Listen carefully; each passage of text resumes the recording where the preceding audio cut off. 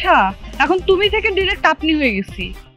বাঘ যে বিপদে পড়লে ঘাস খায় সেটা তোমাকে না দেখলে আমি বুঝতে পারতাম না। আর এই যে আপু, আপনি তো খুব ভালো করে জানেন আমার মতো একটা জলজান্ত সুন্দরী কখনো সেই রকম সিচুয়েশনে পড়ে। ওর সাথে আমার ডিপলি রিলেশন ছিল। আই মিন, আমি কি বোঝাতে চেয়েছি আপনি বুঝছেন তো, তাই না? না তুমি বলো তো, তোমার জন্য আমি একটা জিনিস আনছি, সেটা কি? কি গেস করো। তুমি বলো। তাহলে চোখটা বন্ধ করো। খুলো। I love you. Thank you so much. অনেকগুলো ফুল, সুন্দর লাগছে তোমার। আজকে প্রথম তোমার সাথে আমার দেখা হলো সামনাসামনি। তোমার কেমন লাগছে? আমাকে তোমার পছন্দ হয়েছে?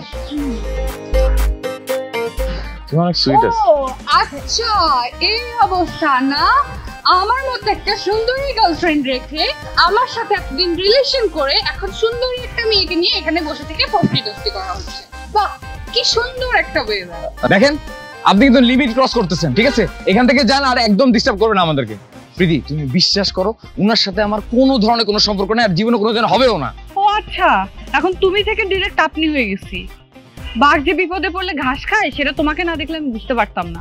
আর এই যে আপু, আপনি তো খুব ভালো করে জানেন আমার মতো একটা জলজান্ত সুন্দরী কখনো সেই রকম সিচুয়েশনে পড়ে। ওর সাথে আমার ডিপলি রিলেশন ছিল। আই মিন, আমি কি বোঝাতে চেয়েছি আপনি বুঝছেন তো, তাই না? না তুমি লুচ্চা বেটা, তোর লজ্জা করে না? হ্যাঁ, কয়জনকে লাগে তোর? ভাগ্যিস আপু আসছিল, নাহলে তো আপুর মতো অবস্থা হইতো আমার। খবরদার, তুই আমাকে ফার্দার আর কোনোদিন কোনো কল দিবি না, কোনো মেসেজ দিবি না। যদি দেস তাহলে পুলা পান দিয়ে তোর উঠাই নিয়ে হাড্ডি গুটি ভেঙে ফেলবো। থাক তুই। প্রীতি তুমি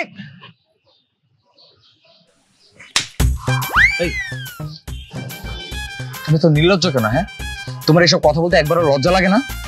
তোমার মন মানসিকতা না অনেক নিচু মাইন্ড। তুই এত বড় সাহস তুই আমার গায়ে হাত তুলছস? তুই এলাকায় কি বলে বেড়াইছস তোর সাথে আমার রিলেশন? আমি তোর পেছনে পেছনে ঘুরি। কবে ঘুরছিস তোর পেছনে আমি শুনি? মিথ্যাবাদী জানি কোথাকার। আমি বলতে বাধ্য হয়েছি, হ্যাঁ তোর আর আমার সাথে কোনো সম্পর্ক নাই, কিন্তু তুই আমাকে নিয়ে আমাদের দোকানে যে মিষ্টি আছে এইগুলো নিয়ে বাজে কথা বলছিস মানুষের কাছে, বলিসনি? এই কথাগুলো তুই যে বলছিস, আমাদের এতদিনে যে কষ্ট করে আমাদের যে ঐতিহ্য আমরা ধরে রাখছিলাম, আমার বাবার 50 বছরের ঐতিহ্য, সেই ঐতিহ্যটাকে তুই নষ্ট করে দিছিস, সবার সামনে ছোট করে ফেলছিস। তুই সবার সামনে আমাদের বিজনেসটাকে ছোট করে ফেলবি, আর আমি তোকে নিয়ে কিছুই বলবো না। এই জন্য তোর নামে এসব কথাবার্তা চলছে। তুই আমার গায়ে হাত তুলছিস, তুই আমার নামে উল্টাপাল্টা ছড়ায় বেড়াইছস, আর তোর জন্য না আমার বিয়ে ভাঙছে। আমি যদি এর বিহিত না করছি না, তাহলে আমার নাম চেঞ্জ করে দিস। তোর বিজনেস কিভাবে সারা জীবনের মতো বন্ধ করতে হয় সেই ব্যবস্থাই করতেছি। আরে যা যা যা যা যা যা পারিস কর, যা যা। আরে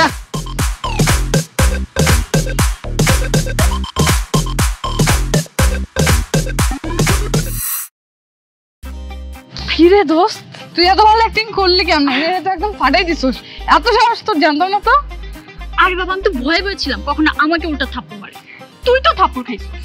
কি করবো বল, এত জোরে থাপ্পড় দিছিস, বেটা আমার উপর রাগ যাচ্ছে, আমারে থাপ্পড় দিছিস উল্টা। আচ্ছা দোস্ত, প্যারা নিস না, তোর জন্যই তো করছি, তাই না? কাজ তো হয়েছে। কাজ তো হয়েছে।